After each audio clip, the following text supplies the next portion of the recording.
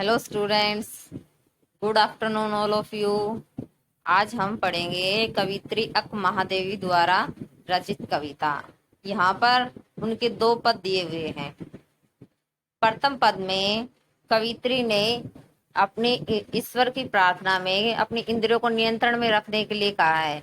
वो अपनी इंद्रियों को जो उसे लगता है कि ईश्वर प्राप्ति में बाधक हैं, इसलिए अपनी इंद्रियों पर पूर्ण रूप से नियंत्रण करना चाह रही है।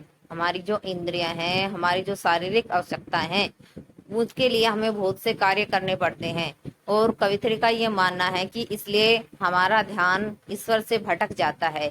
इसलिए वो अपनी इंद्रियों से ये प्रार्थना कर रही है कि तुम मुझे ईश्वर से अपना ध्यान मत भटकने दो। हे भूख मत मचल, प्यास तड़प मत।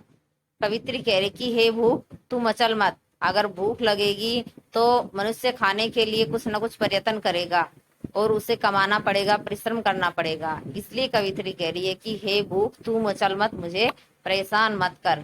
प्यास तड़प मत, प्यास तू मुझे तड़फा मत। हे नींद मत सता, नींद तू मुझे परेशान मत कर। क्रोध मचा मत उथल पुथल, क्रोध से कह रही है कि तुम मुझे शांत रहने दे, मेरे मन को उथल पुथल मत कर।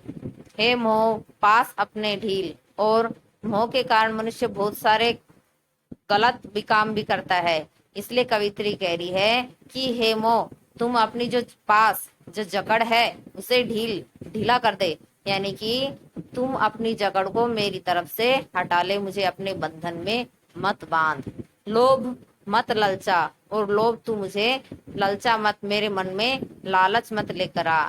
हे मद मत कर मदहोश, और मद घमंड तू मुझे अपने घमंड के नशे में चूर मत कर। ईर्ष्या जला मत, और ईर्ष्या से आग्रह कर रही है कि तू मेरे मन में पैदा मत हो, दूसरों के प्रति ईर्ष्या की भावना मत रख। ओ चराचर मत चूक अवसर, आई हूँ संदेश लेकर चन्न मल्लिकार्जुन का। देखो यहाँ तक तो कवित्री कह रही है अपनी इंद्रियों से जो उसके शारीरिक आवश्यकताएं हैं, भूख प्यास क्रोध, ये सब को वो कंट्रोल में नियंत्रण में करने की कोशिश करी है कि तुम मुझे अपनी तरफ मत खींचो, और मुझे ईश्वर की प्राप्ति करने में जो भी मैं करना चाहती हूँ प्रयास उसे करने दो, मेरा ध्यान ईश्वर में ही लगा रहने दो। फिर अंतिम इन दो लाइनों में कह रही कि ओ चराचर, यानी कि हे सृष्टि के प्रत्येक चर और अचर वस्तुएं, जीवी और अजीव प्राणी, मत चूक अवसर। यह जो मौका है, जो तुम्हें शरीर मिला है, इस अवसर को तुम मत चूको, मत जाने दो। आई हूँ संदेश लेकर चन्न मल्लिकार्जुन का। चन्न मल्लिकार्जुन का अर्थ होता है शिव, कि मैं ये शिव का संदेश लेकर आई हूँ कि ईश्वर की प्राप्ति में अपना ध्यान लगाओ, तुम इस अवसर को मत जाने दो। दूसरा जो पद है इसमें कवित्री ने जो सांसारिक चीजें हैं, उनसे जो भौतिक पदार्थ हैं, उनसे पूर्ण रूप से अपने आप को दूर रखने का आग्रह किया है। वो ईश्वर से प्रार्थना कर रही है कि मेरे को ऐसा बना दो कि मैं इस संसार की मोह माया भौतिक पदार्थ है, इन चीजों के प्रति मेरे मन में बिल्कुल भी लोभ मोह ना हो, मैं इन सब चीजों से बिल्कुल दूर रहूं। इसलिए वो कह रहे कि हे मेरे जूही के फूल जैसे ईश्वर, मंगवाओ मुझसे भीख और कुछ ऐसा करो।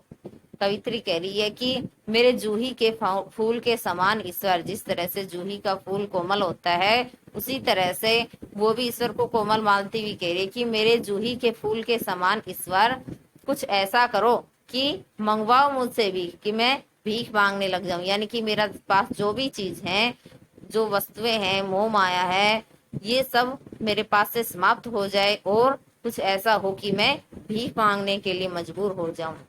और कुछ ऐसा करो कि भूल जाऊं अपना घर पूरी तरह, और मेरे साथ ऐसा करो कि मेरा घर परिवार मैं सब कुछ भूल जाऊं, यानी कि जो भी इस दुनिया में है वो सब मैं भूल जाऊं, सिर्फ मेरा ध्यान आपके ऊपर ही रहे।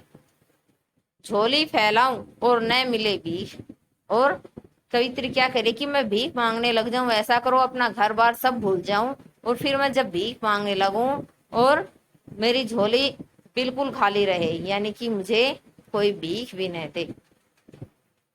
कोई हाथ बढ़ाए कुछ देने को तो वह गिर जाए नीचे। अगर कोई मुझे देने की कोशिश भी करे तो वो जैसे ही मुझे देना चाहे वो मेरी झोली में ना गिरे, वो मुझसे दूर ही रहे, वो नीचे गिर जाए। और यदि मैं झुकूं उसे उठाने को तो कोई कुत्ता आ जाए और उसे झपटकर छीन ले मुझसे।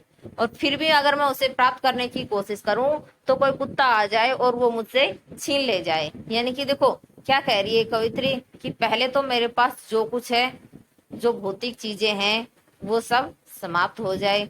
और फिर भी अगर मैं विवश होकर, भूख से विवश होकर भीख मांगने लग जाऊं तो कोई मुझे भीख भी ना दे। और फिर भी अगर कोई मुझसे भीख देने की मुझे कोशिश भी करे तो वो मेरी झोली में ना आए। यानी कि जो संसार की जो चीजें हैं उनसे मैं पूर्ण रूप से दूर ही रहूं, किसी भी प्रकार से किसी भी रूप में मैं उनके निकट ही ना आऊं। अगर कोई मुझे कुछ देना भी चाहे तो वो भी मुझसे दूर ही रहे, वो नीचे ही गिर जाए। और फिर भी मैं उसे प्राप्त करने की कोशिश करूं तो कोई आकर उसे उठा ले जाए। यानी कि कुछ ऐसा करो कि मैं इस संसार की भौतिक पदार्थों से हमेशा हमेशा के लिए दूर रहूं और आपकी आराधना में अपना ध्यान लगाऊं। आपको इस चैप्टर का हिंदी अनुवाद अपनी नोटबुक में करना है।